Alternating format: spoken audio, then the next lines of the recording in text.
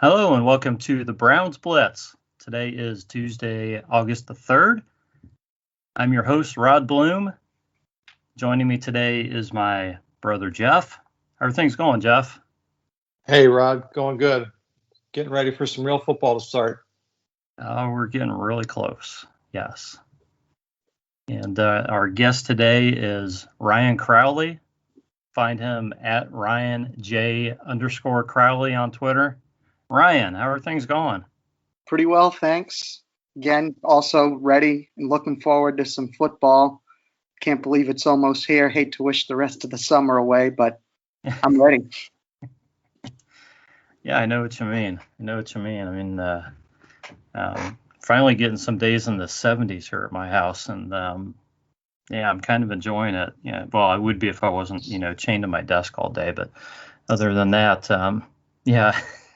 I don't want them to go too fast, but I'm ready to see this team, actually play. So we're going to talk a lot of Browns, a lot of news, a lot of things going on. But before we get into that, we're going to start by talking about our Blitz beverages, what everybody's drinking this evening. And Ryan, you're the guest, so you get to go first. So why don't you tell us about what you have in front of you there? Well, I know this is usually a beer podcast, but tonight I'm having a glass of Sea Glass Pinot Grigio. It's the wine that we served at our wedding, and I'm having wine because I'm on a little bit of a beer sabbatical for the summer until football season comes, and then I really start to enjoy myself again. Nice. Well, I'm kind of honored that you're drinking the wine that you served at your wedding. Thanks. Yeah, we love it. We have it in the fridge at all times for any occasion. So this was a good one to break it out for. Excellent. And Jeff, what do you have in front of you there? Well, you've been shaming me the last few times I've been on about not participating. So I dug to the back of my fridge and I found a Dogfish Head 60-minute IPA. This is a 6% alcohol, citrusy IPA. I like IPAs. I know you're not a huge fan at this point, Rod, but yeah, I'm getting there. This is the kind of beer I don't mind sitting and drinking after I, finish cutting the grass or whatever. I'm not going to drink a whole bunch of these, but a friend gave them to me. I don't even know where they came from. It's a company out of Delaware, a brewery out of Delaware or something. But it's pretty good. Good. I grabbed a Stella, just the plain Stella. So Stella Artois, good beer, guys, and always enjoy it. I don't know. I say it's one of my go-tos, but I got about 20 go-tos probably. So definitely an easy drinking beer. Great summertime beer. So I'm enjoying it. I opened it before the show started, so it's probably not long for this world. But anyways, I'm glad everybody's participating and enjoying something this evening. So let's move on to the next part of our show, and that is where we're going to turn the floor over to Ryan and let him talk about his journey, his life as a Browns fan. Everybody's got a little bit of a different story, and Ryan is from and currently lives in Rhode Island.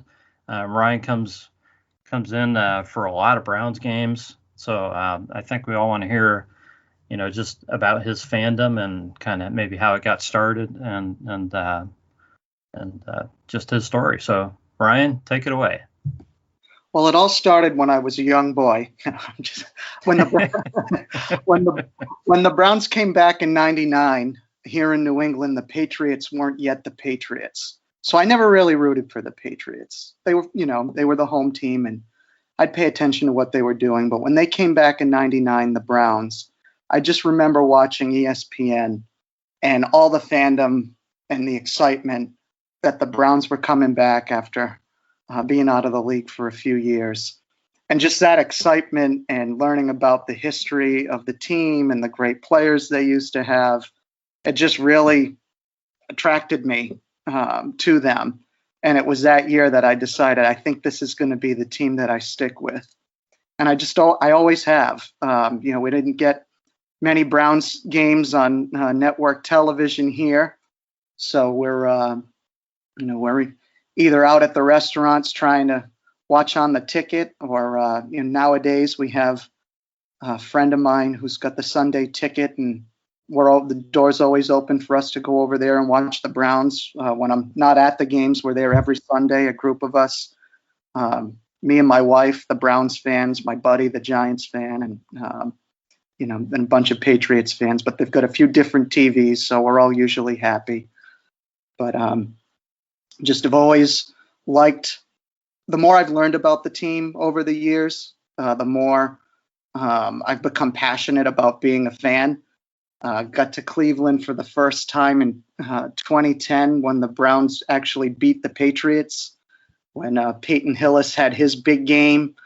It was to that point probably the happiest day of my Browns fandom, and just continued to come every year after that. Some buddies and we had a tradition that wherever the Browns were the weekend leading up to or the weekend after my birthday in November, that's where we'd go. We did Houston. We've done Cincinnati, Cleveland a bunch of times. And then just a couple years ago, I got season tickets in 2019, which was perfect timing because now you can't get them.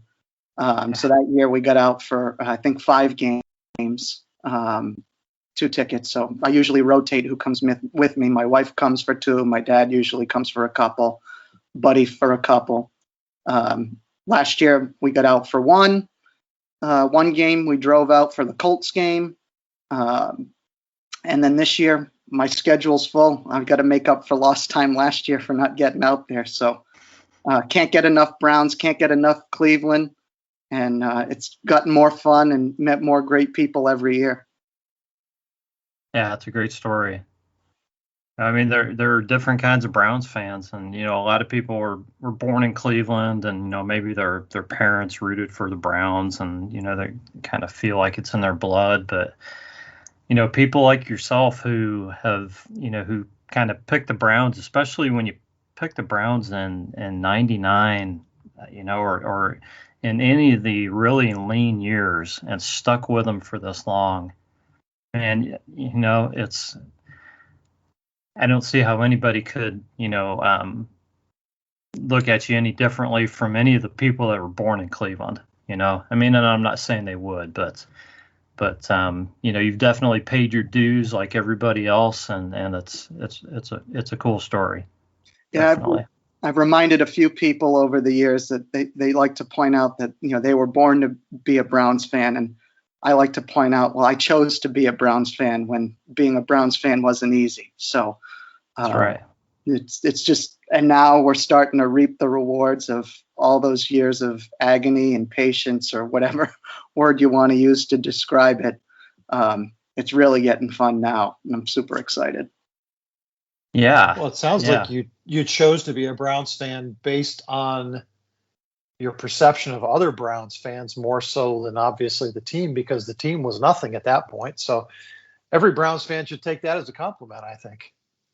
And and I've got a buddy, his father pointed out to me once, and he's a real old timer. He said that years ago, before the Patriots existed or were big in this market, here in this area, folks either rooted for the Giants or the Browns. And that wasn't something I knew. And the more I looked into it, I said, wow, that's actually true. So while there aren't many who have hung on now that the Patriots have become what they've become, there's a couple of us scattered about. And you can't walk by someone here in Rhode Island that's got a Browns cap on or a Browns T-shirt on without, barking or, chatting quick and learning their story too. There's a small but tight-knit group here. Yeah. 2 of the great franchises prior to the Super Bowl era, Browns and the Giants. Yeah, definitely. So speaking of forgot you gave me a nice segue there, Ryan, and then we kind of got off on the Giants, so I kind of lost it. But anyways, we're just going to dive into the news here, so I'm going to forget about the segue altogether. Saturday night was a big night. I don't know about you guys. I didn't catch it right away. I was a couple hours late on it, but the extension of Nick Chubb, 3 years, $36.6 million, $20 million guaranteed. I don't know about you guys. I really didn't care about the money. I cared about the 3 years. For me, this was huge, and I think a year or two ago when Nick Chubb was on the Browns and you could just see the kind of guy he was and see his potential and just see the team player he was, I thought, man, this is my favorite player. And at that point I thought, I felt like I was kind of in a minority. I thought most people like Baker and Jarvis and Miles and all this. And now it's like everybody loves Nick Chubb because everybody's seen what kind of guy he is and what kind of player he is. So everybody is thrilled to death with this deal. But, it also goes against some of the unwritten laws in football that you can't pay a running back like this. You're just not supposed to do this. So I want to get a reaction from both of you guys, how this news hit you, because, I think Baker's a foregone conclusion. He's going to get extended, but some of these other guys, it wasn't really a guarantee, even though we knew talks were going on. So Jeff, I'll let you go first on this one. What was your reaction, your thoughts to the extension? Well, I'm as thrilled as you are, Rod, that they were able to get this done prior to the season and extend him for 3 years. I really didn't know the particulars of the deal right away, but just hearing 3 years, taking him through his 29-year-old season when he's in his prime years, man, that's great. It gives the team one less question mark and still an amazing amount of flexibility when you start really drilling down into the contract. This is the sixth richest contract for running backs in the league, and which is amazing. Yeah. And when you look at the year by year stuff, it's really a pretty team friendly deal. The 2023 season is when they're really on the hook for the most money. And then the 2024 season, there's actually some cap savings if things were to go sideways too. So not that, anybody wants to see that happen, but in terms of protecting yourself with a running back contract, I think Andrew Berry did a fabulous job of getting this done in a team-friendly manner, but also something that was really, I think, very fair to Nick Chubb and, gives him the respect he deserves and, locks him up through his prime years, that's just fabulous. Yeah. So what were your thoughts, Ryan? Well, for me, it really just, the deal epitomizes the all bite, no bark language that the Browns keep using. I mean, here's a guy who does everything the team asks him to do. He holds himself accountable. He doesn't showboat. I'll always remember for as long as I live watching him step out of bounds at the 1 yard line in that Texas game. And it just clearly demonstrated that you can't have a more selfless player than Nick Chubb.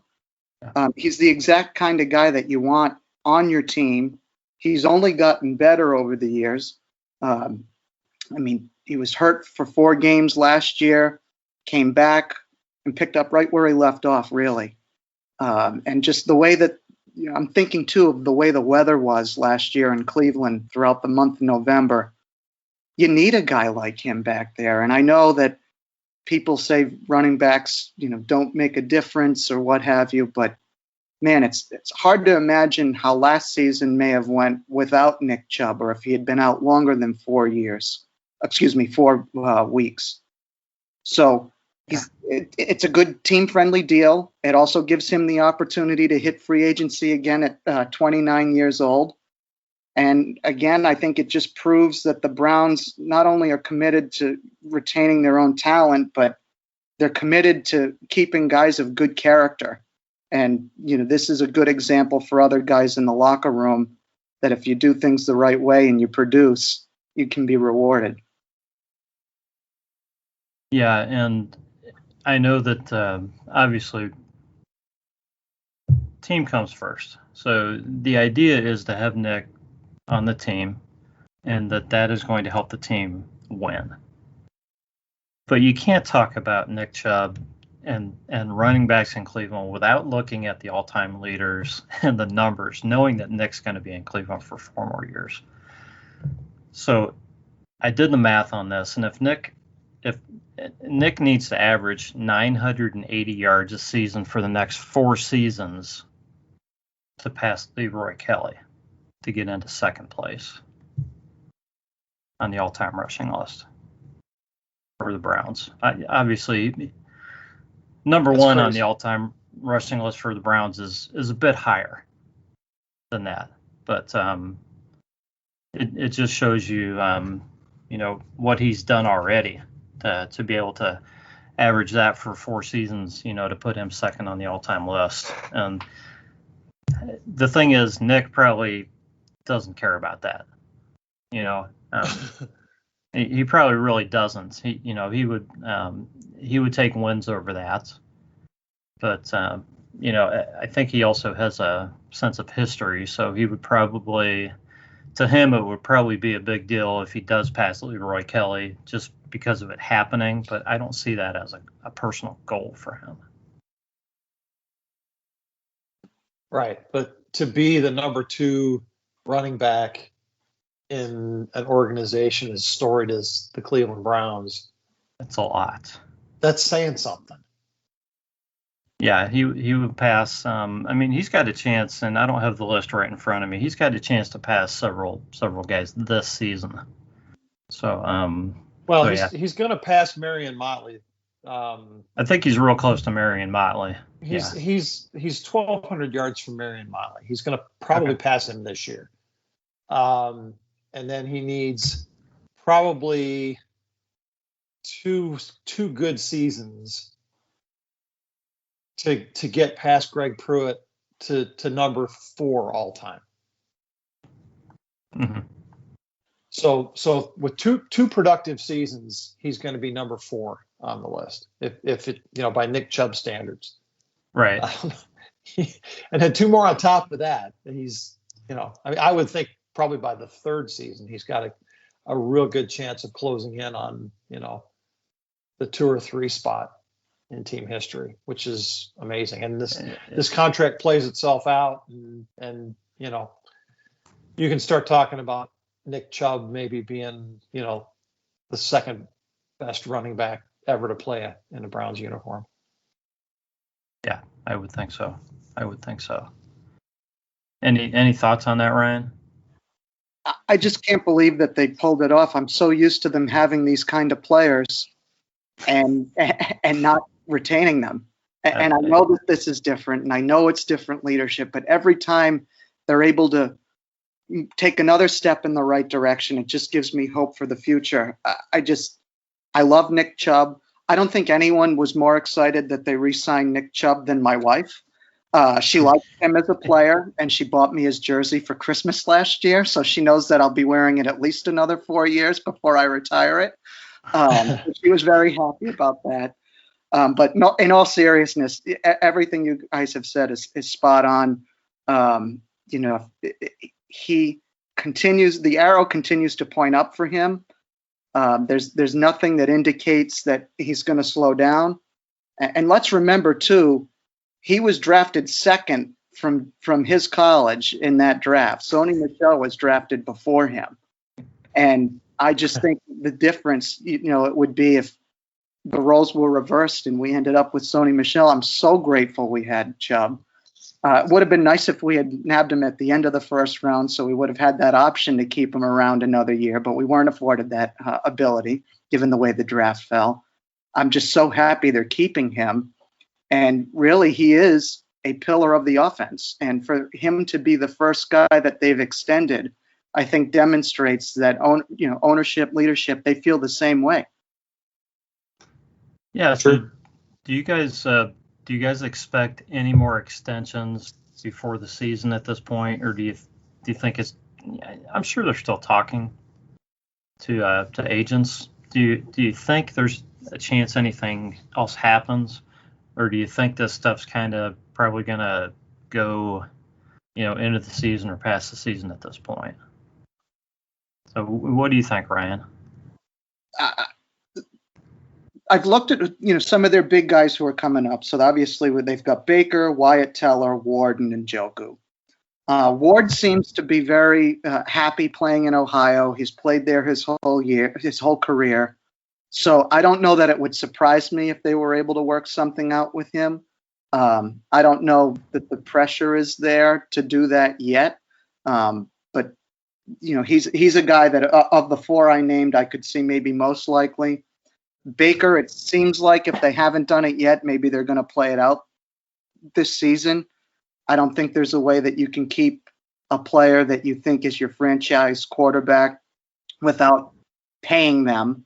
So I know I've heard folks say you've got to, well, if they re-signed him this offseason, you'd save some money. Well, that, monetarily might be true, but the market changes, the cap changes, and you just can't, so does the amount that you pay the guy. So if he has a good season this year, you're going to pay more. That's fine. If you've got your franchise quarterback. And Njoku, I don't see them working anything out before the season's over. I'm not even convinced that he'll stay. They've been talking about, they feel like they have a room of 3 number 1 tight ends. With the needs of this team, you can't afford to pay 3 number 1 tight ends. So, but Wyatt Teller's the wild card for me, because I feel like that one could come out of the blue, or it's something that they work out in the offseason. I'm curious to see how that one plays out. I think Njoku maybe not. Ward, I could see most likely. Baker in time. Teller for me is the one that I'm most curious to see. So what do you think, Jeff? Yeah, that's all right on. I would just add to it that Baker and Denzel are under contract next year in their option years for just slightly over $32 million combined. So I don't think there's any real urgency to do anything with those guys during the season. Wyatt Teller is going to be real interesting. And I think that will have sort of a ripple effect on what happens with the rest of the line. And guys, it's a good problem to have. I know, we're all on Twitter and we're seeing what people are speculating and talking about in the off season, because that's all there is to do is speculate and talk. And it seemed like every time a big name was expected to be moved or requested a trade, we had this upswelling of let's go get Julio Jones, let's go get Stephon Gilmore, let's go get Aaron Rodgers, J.J. Watt, Xavier Howard. So every time that's happened, I've kind of looked at it with, if we can add talent, great. But we've got so much good talent already on the team. Let's figure that out first. Not saying you shouldn't add talent because you have talent, but there are going to be players, and we've talked about a few of them, that are going to need to be paid to be kept. And we can't afford to have everybody. And then just one other thought that I had that I wanted to just circle back on that I didn't mention earlier when we were talking about Chubb. I looked this up. They are paying Nick Chubb and Kareem Hunt a combined $3 million more than Christian McCaffrey. So if that doesn't show you how methodical Andrew Berry is to have those two guys for only $3 million more than Christian McCaffrey, I have full faith that this front office will make the right decisions. They have yet to demonstrate otherwise. Is that number, Ryan, is that a total contract number? Yes, I believe it is. Total liabilities? Okay. Because I know the way that these contracts are loaded, it varies a lot from year to year. You bet. But that's interesting. Yeah, definitely. Guys, just talking about the free agents and extending guys, it's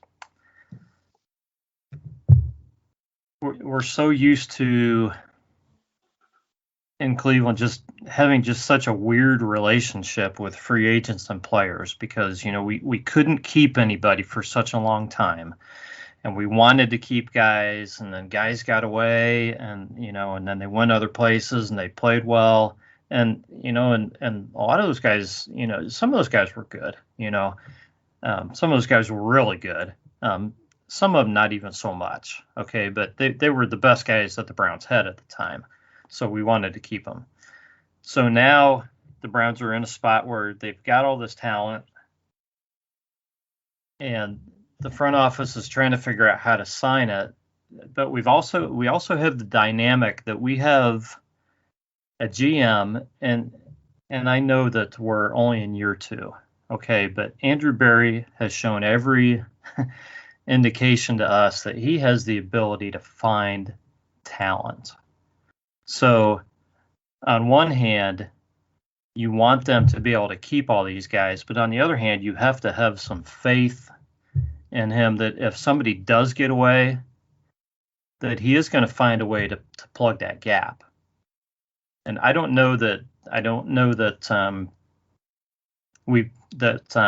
Browns fans are really ready to take that step yet, because we really haven't lost anybody under this regime I don't think yet to where somebody's had to come in and fill in a gap like that.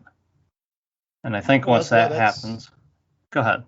That's the next leap of faith, right? And I would just, I guess one example of that is Olivier Vernon goes down last game last year, and they are able to bring in Jadeveon Clowney to take his place. Most people would look at that as an upgrade to an already pretty strong position. So I think you're right. As fans, we're kind of conditioned to believe that, boy, we found this good guy, we better hang on to him at all costs. But a year ago we weren't talking about Wyatt Teller like this. So how big a leap of faith is it to believe that this front office and this coaching staff can't plug somebody else in that can be maybe not the top guard in the league, but a very accomplished player to take his place? I don't think it's that big a leap of faith. Yeah, when you have Bill Callahan, especially, to me, that's a spot where I think I'm going to have a lot of faith if they say, hey, we're not going to re-sign him, and we feel that that's best for the team because we need this money to keep, to extend Denzel Ward or Baker or whoever else it might be. If they have to let somebody go, then I'm going to understand that decision. It's not ideal because you've got a really good player, right? But you can't keep when you're one of the top teams in talent and you have guys that are coming up on contracts. You're not going to be able to keep everybody. You're just not. Right. No, that's what Ryan said earlier. I mean, we have to make some of these decisions, and it does impact the whole picture. But once we get to this level of quality in terms of the roster and competitiveness, those are the decisions that general managers are paid to make. How do you continue to be competitive and have a solid roster without just throwing money at everybody? So that's a new concept to us in Cleveland. Since the Browns have come back in '99, we haven't had these kinds of problems. But you know what? We're in great shape for the next 2 years, and I don't think we've got any huge issues with the roster coming up. If re-signing Wyatt Teller is the biggest problem that we have right now, I think we're in really, really good shape. And I think to your point about fans, taking that next leap of faith, I think folks will look closely at, okay, if you let Wyatt Teller go or you let Denzel go or whoever it is that we choose to reference, Who do you replace him with?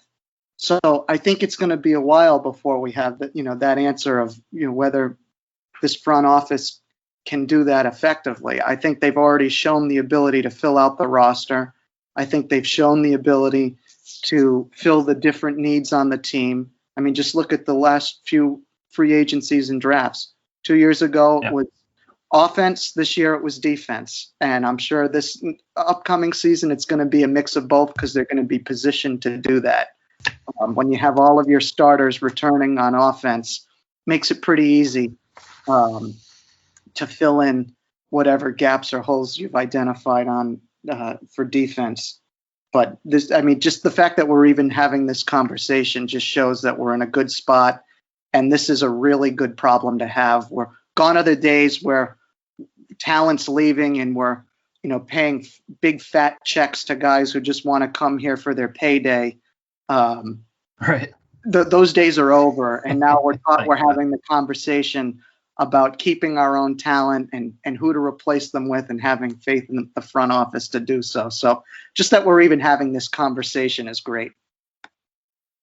Well, yeah, and you never know how things are going to change. I mean, you have to see how the season goes. What if Greedy makes a great recovery, plays well this season? Greg Newsome just plays great as a rookie. Got Troy Hill and somebody else shows up, and all of a sudden they decide that that their money is better spent somewhere else other than on extending Denzel Ward. It doesn't seem ideal right now. Right now, Denzel Ward's one of the top corners in the league. You want to keep him, but you just don't know. You just don't know how things are going to look. We'll say after this season.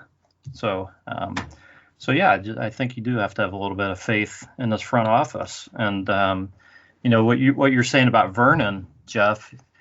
Yeah, that's true. If Vernon was healthy after the season and the Browns would have let him walk,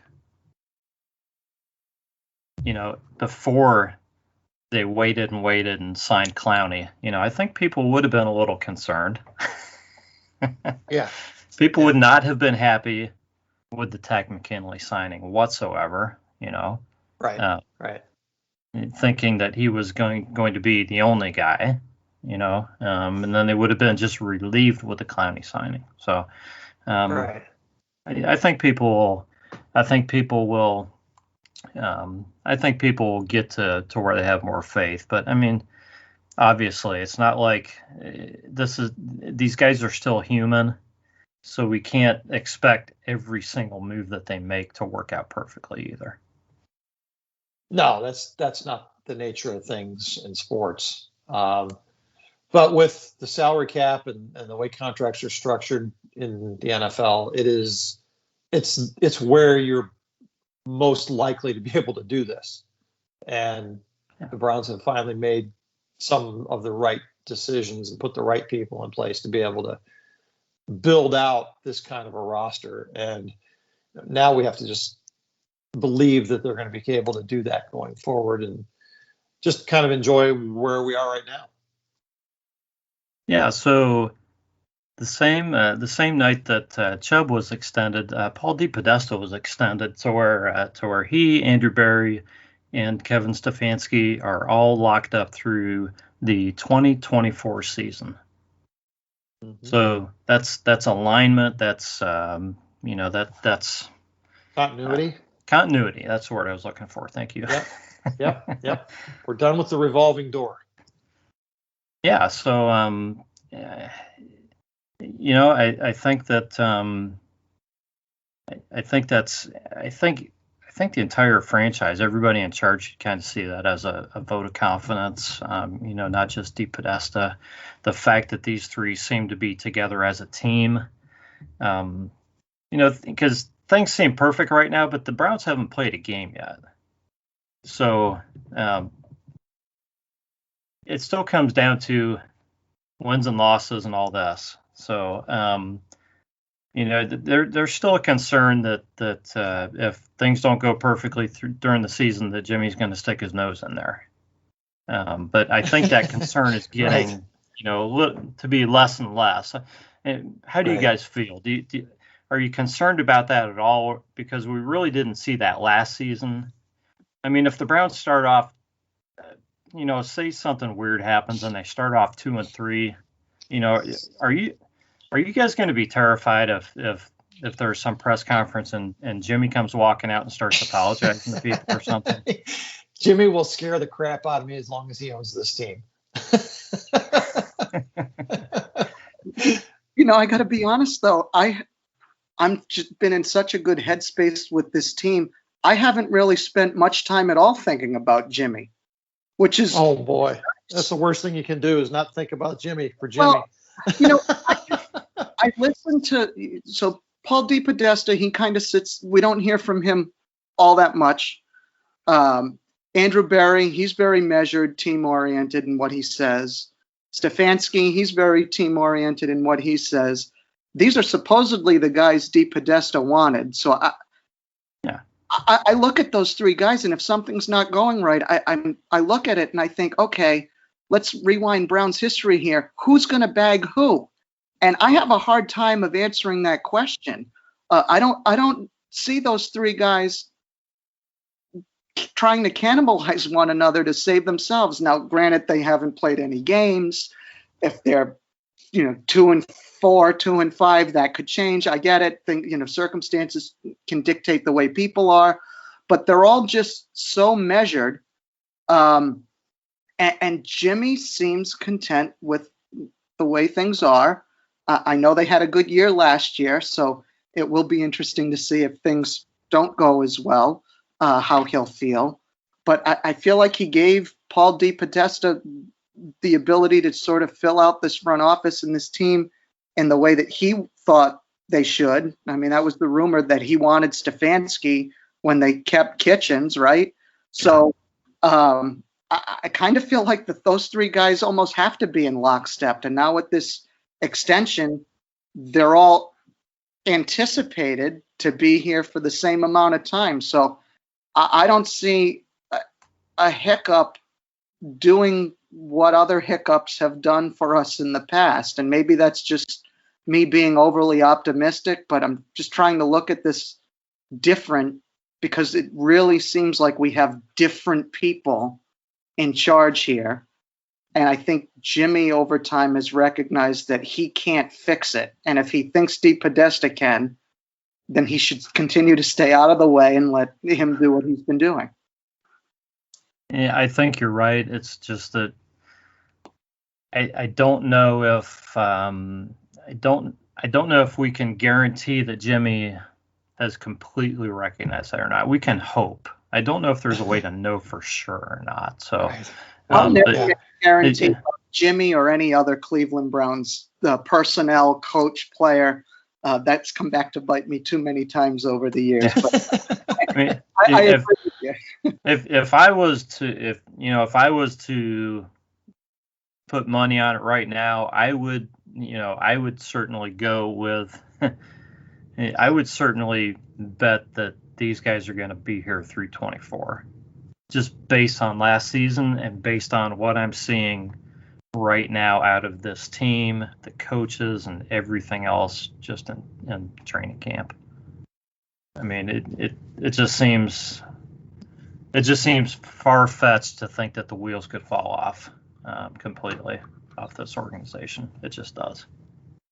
Yeah, I mean, you have to think about perception around the league as well. You're talking about an organization that had a breakthrough year last year, is generally recognized as having one of the top three rosters in the league right now.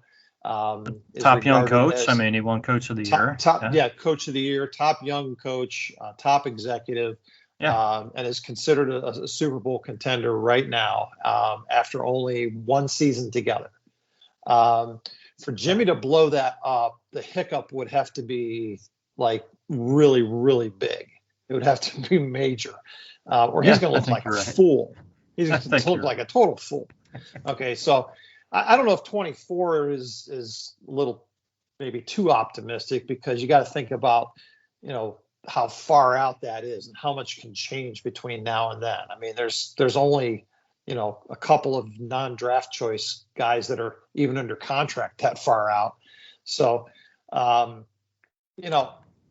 I think at least through this year and next, that should not enter the conversation at all. Jimmy should just stay wherever he is, let these guys do their thing, and just sit back and enjoy the fact that he has now, doubled the worth of his franchise again, and just watch him win.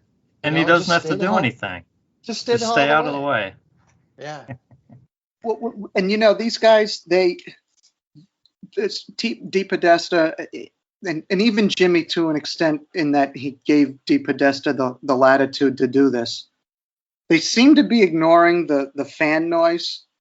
Everyone wanted Patton from Minnesota as the GM to align with Stefanski. We took Barry. I know Patton kind of withdrew himself, but Barry was very much in the running throughout the GM search process, and a lot of people here thought back to his time when he was in the front office with others and held all of those moves against him. Oh yeah, we didn't want Barry. Sure. Right, no one wanted Barry, and folks like Chris Sims and some of our fan base, they laughed when we hired Stefanski because the Vikings had such a poor showing in one playoff game. Why would it was so on brand for the Browns to hire a guy like Stefanski? So they're not afraid to do what they think is right. And at least in those two instances, right now, it's paying dividends for this team. That's right. I think the other interesting move is them bringing in Bob Quinn from the Lions as a consultant in the front office. I don't know if you guys followed that story at all. No, didn't see it. Go ahead. Yeah, I mean, he's ex-GM of the Lions. They brought him in as a senior consultant for football operations, which just gives them more depth and more. It's sort of like a safety net, in case like something weird happens, somebody gets hired away or whatever. I don't know. It's been a long time since I've seen an organization add a guy at that level when they already have a very sound front office. So it speaks to the collective brain power that these guys aren't afraid to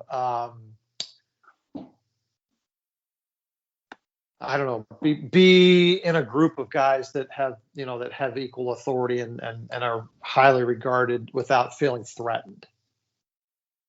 Yeah, you're right. Go ahead, Ryan. And this is the second guy they've added to their team. Remember, too, they added Ryan Grigson not too long ago from the Colts. And I know that was mildly controversial, with that addition. But they're drawing on guys who have held high positions in other organizations that can benefit them. Grigson as the senior football advisor, and now Quinn coming in, and I live in New England, and Quinn brings some of that New England experience to an organization that's, pardon the pun, but up and coming. It's nice to have those voices in the room, just to kind of round out and not have that echo chamber of we know what we know and we're right. It's nice that they're continuing to demonstrate they're willing to bring in folks from the outside to enhance what they're doing in that building. Yeah, I bet there's nobody claiming to be driving the bus either. Is that a Hugh Jackson reference? It was. I just felt it was appropriate. Anyways, yeah. So, man, a lot of mostly good news coming out of training camp, guys. They wore pads today, I believe, for the first time. So it was kind of like, hold your breath, I don't think there were any issues today. Nothing I heard about. So everything I read was, everybody's okay. Anthony Walker apparently has a minor knee injury that they say he's going to be able to recover without surgery in the next week or two. Yeah. So that could have been a big one. Yeah, it could have been big. So Huge. he's out. Jacob Phillips was playing in his spot, I guess, today. Yeah, That might and give Mac Wilson a little bit more time. well, Mac Wilson apparently has been looking really good. He's changed his body.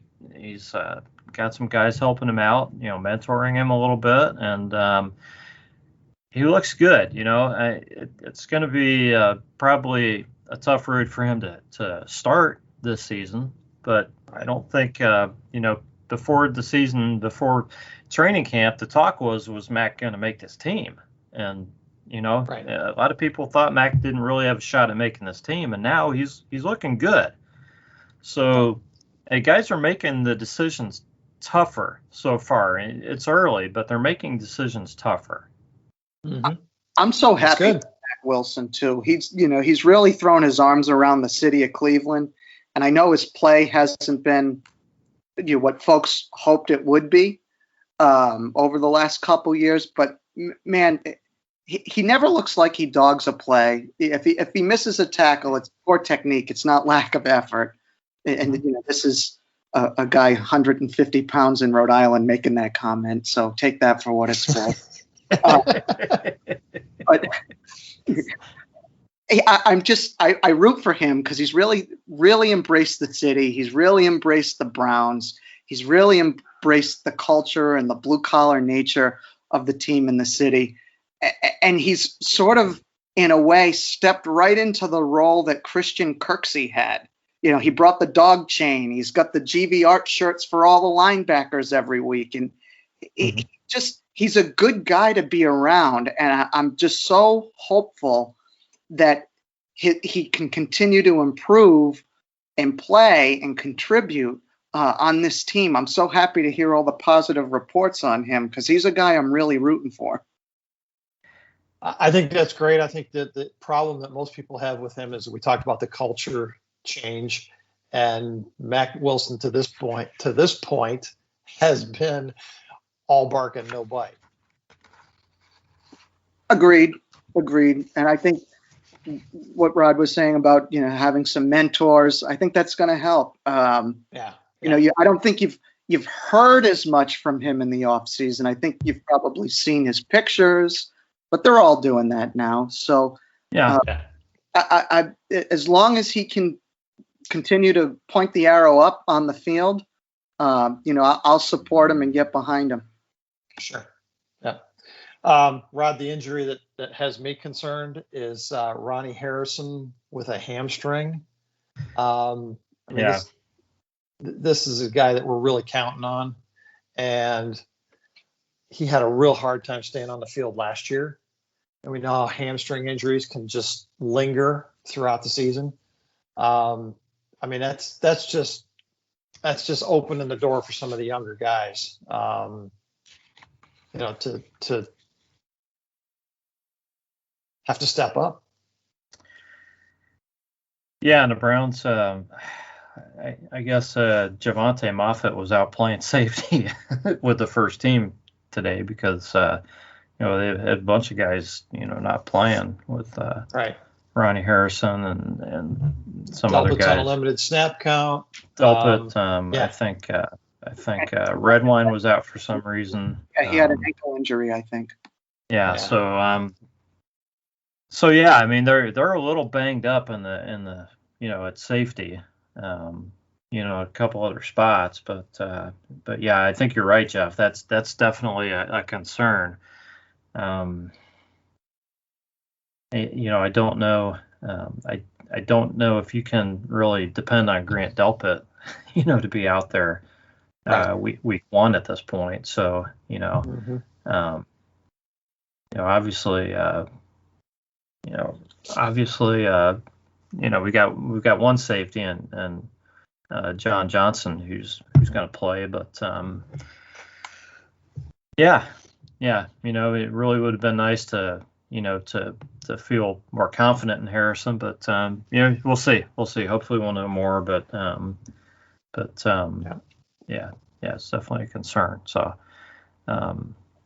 And even just this conversation is a good example of the depth that we have. We're talking about what, in essence, are 3 starting safeties on one team. So, I hope they get healthy, obviously, Delpit and Johnson, and Harrison. But we're talking about 3 guys that could start on other teams, and we have all 3 of them. So as long as you're right, we're in a good spot. Yeah, as long as a couple of them can go. I mean, we just don't want. If Redwine has to play some, so be it. But I don't know. I don't know. I think the idea was to upgrade that spot. So we'll see what happens. I think the linebackers are going to make the decisions tough. How do you guys see that group playing out? The linebackers? Yeah, I mean it's a tricky depth chart to fill out, don't you think? Well, yeah, it is, because you got to figure there's going to be plenty of times there's only 2 guys out on the field, And I don't know that JOK is going to be out there all the time, especially with a slow start in training camp. I think they'll bring him along a little bit slowly at the beginning of the season, just to be smart. Why throw a rookie out there right off the bat if you've got other guys who can play? Put him out there when he needs to be out there, bring him along, and when he's ready to play all the time, put him out there. But if he's not ready on this team, he doesn't need to be starting. So hopefully it's Anthony Walker out there with either Mac Wilson or Jacob Phillips or Sione Takitaki, a lot of times, or 3 of those guys are out there and they can work JOK in and you got a strong group. But there's going to be some tough cuts at linebacker too. Do you think Malcolm Smith makes the team? It probably depends on the health of some of these other guys and whatnot. But if Jacob Phillips and Mac Wilson and Takitaki and Walker and JOK are all making the team, then Malcolm Smith's probably not making it. I agree. So I don't know if you guys saw this. Came from Jake Trotter's little write-up that he does each day. He said that obviously the defensive ends are not defensive linemen are not allowed to touch the quarterback in camp. He said if they were, then Jadeveon Clowney would have had about 20 sacks today. That he was in the backfield on almost every play. Wow. I want to know who's blocking him or trying to block him. I don't know, but apparently he and Miles are having a field day out there, guys. So let's get these guys to the regular season healthy, and let's just let them play. I'm ready just to let them go. Did you guys see the most recent episode of Building the Browns? I did. Did not. Okay, the drill they do where there's the 2 circles. You know what I'm talking about, Ryan? Yes. That's Jeff. There's 2 circles drawn on the field, and 2 of the defensive linemen lay down like on the edge of the circle, and they tell them, they blow the whistle or something, and the guys get up, and the guy behind tries to catch the guy in front of him who runs in a figure 8 to try to get away from him. And I don't know who Ryan, do you know who Miles caught at that last one? Was it Clowney or maybe it was Tack McKinley or somebody? But you know who? I think one of them was Weaver, Curtis Weaver. I think Curtis Weaver. Okay. 2 clips, and I think I remember him being one of the guys that they caught, and it might have been Tack and the other. Yeah. Nobody could get away from Miles, obviously. It's really funny. You gotta watch that. Look for it. Most of that episode is just practice and stuff. Nothing earth-shattering. It's fun to watch, but there's not like big news in it. But watching that drill was a lot of fun. And it looked like they had fun while they were doing it too. Oh, they were laughing like crazy and trying to pick who got to go next against each other and stuff. They had a lot of fun. Great team building thing too. But yeah, they're doing a lot of that at the end of their practices. Yeah, definitely. So guys, from my just from what I'm hearing and from my observances from just from the footage I've seen and everything, and the wide receivers are looking really good in camp. Everybody's catching the ball. The linebackers we talked about, the defensive ends, and of course Baker is looking really good. But man, the wide receivers, I think the guys battling for that number 3 spot, all three of those guys are looking really good, making great catches. So Schwartz, Higgins, and who am I forgetting? Peoples-Jones. Yeah, Peoples-Jones. Yeah, those guys have all looked great. I guess Peoples-Jones has lost some weight, and he's made a number of great catches. And Higgins still has that connection with Baker, and Hodge made a nice catch and ran for a touchdown today, and also saw that Steve Carlson's been just destroying the third team at tight end. So I don't know. Almost everybody seems to be doing well in training camp. It's funny because I saw today, I think it was you who posted, who hasn't done well. I haven't heard of anyone not doing well. Yeah, I posted that. I'm thinking, okay, that's all I'm seeing is good news. And I thought, and when I saw it, I thought, yeah, he's right. I can't tell you who hasn't done well either. I can tell you who hasn't practiced for one reason or another, but that doesn't mean they haven't practiced well. They just haven't practiced. Yeah, there hasn't been I haven't seen a single write-up to where somebody's really looked bad. They've talked about, some of the DBs getting beat by the wide receivers, but man, you look at the moves and it's like kind of understandable at this point in the season, I guess. And plus, when you've got guys going up against Jarvis and Camp, that's iron sharpens iron, as they say. So you hope they carry that into the season. Yeah, I agree. So, Jeff, anything else you've heard from camp or anything else that you think is pertinent?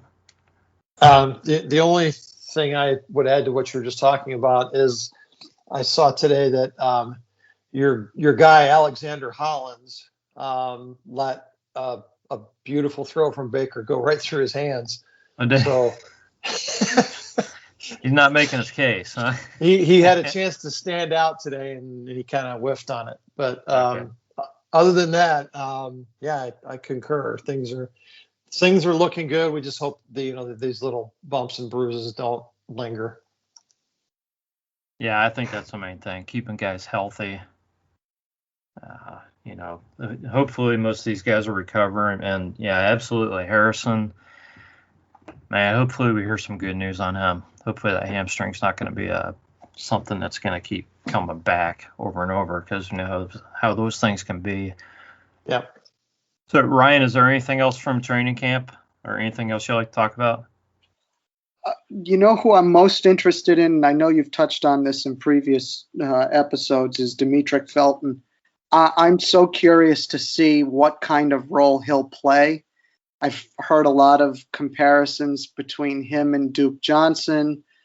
I've heard that maybe he'll do kick returns or punt returns. I've heard that he's lined up with the receivers and done work with the receivers. I'm very curious to know what his role will be emerging from camp, going through the preseason and into the season. I think in my opinion, I think he's probably a lock is too strong, but I think he's very likely to make the team just because of how versatile he is. And I'm curious to see how they use him. Does he give them that ability to do one of those unique 3 running back sets with Hunt and Chubb, or do they line him up on the outside? I'm really intrigued by him, and I haven't heard anything negative yet. All I've heard is how versatile he is. So he's a guy that I've continued to keep my eye on. I'm also kind of interested to know, and again, this speaks to what a great position the Browns are in. What does the offensive line look like beyond the starting five? There's a lot of guys there competing for some spots. I want to know who's going to get those spots. We have Drew Forbes coming back. We've got Hubbard coming back from injury. Michael Dunn, I've read, has had a good camp. Nick Harris is maybe waiting in the wings to take Tretter's spot as center someday. There's all this speculation about these guys, and they drafted that guy Hudson from Cincinnati, I think. Mm-hmm. It's a full room, and I think some of those players, when they make roster cuts, they're going to end up on other teams because there seems to be a lot of depth there. Yeah, I agree with you, and I don't think those decisions are going to be made until they have to be made, until probably that final cut, probably the offensive line and the the last spot or two on the defensive line. Those will probably be the toughest decisions. That's kind of my thought. I agree completely. And again, that linebacker room, what's that going to look like? We've talked about a lot of guys, but we know that Mike Prefer values guys on special teams. So does someone like Elijah Lee stay on the team and earn a roster spot because of how good he might be on special teams? Hodge on the wide receiver side. Does Joe Nadson make the team? Haven't heard a lot about him in camp. He's kind of our return guy. Got hurt last year. You can only keep so many. So it's going to be, the numbers are going to add up quick, and I think we'll probably start looking at some of those numbers here on the podcast before too awfully long, because they're going to start making cuts here in just a few weeks, after some of the preseason games. So we'll get into that, and we'll see what happens. It's going to be tough to predict some of them, definitely. Yeah, so, and as we've said before, Rod, not many of these guys are going to make it through waivers to the practice squad. No, most of them won't, with good reason. I mean, they're talented guys, and they'll be playing somewhere, or be back up somewhere if not. So yeah. All right, Jeff, do you have any closing words for us? Well, less than 48 hours, Canton, Ohio, we kick off the first game of the season, the Hall of Fame game, Cowboys and Steelers. And for one of the few times in my life, I will, again, be a Cowboys fan. I got to agree with you.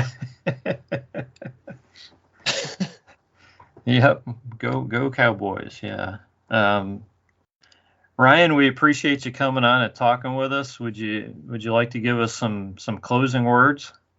Well, before I do, are you guys getting any games this year? I don't have anything planned yet. I really want to come up and tailgate and I guess we'll see. I'm sure tickets probably aren't going to be easy to get, but we'll see. I mean, I definitely want to come up for something. Well, keep me posted. And thank you guys for having me. I can't say enough about how excited I am for this season. Everything continues to look positive, which is the polar opposite of what I've come to expect as a Browns fan. Just excited to get back into the city of Cleveland, spend time and catch up with some friends that we've made over the years, and just really enjoy this team this year. I think we've got something like 7 or 8 games penciled in on our calendar to go to this year. And I'm going to enjoy every second of it. And I can't wait to run into folks along the way. Excellent. All right. That's Ryan Crowley, you can find him at RyanJ_Crowley on Twitter. This has been the Browns Blitz, and we will catch you next time.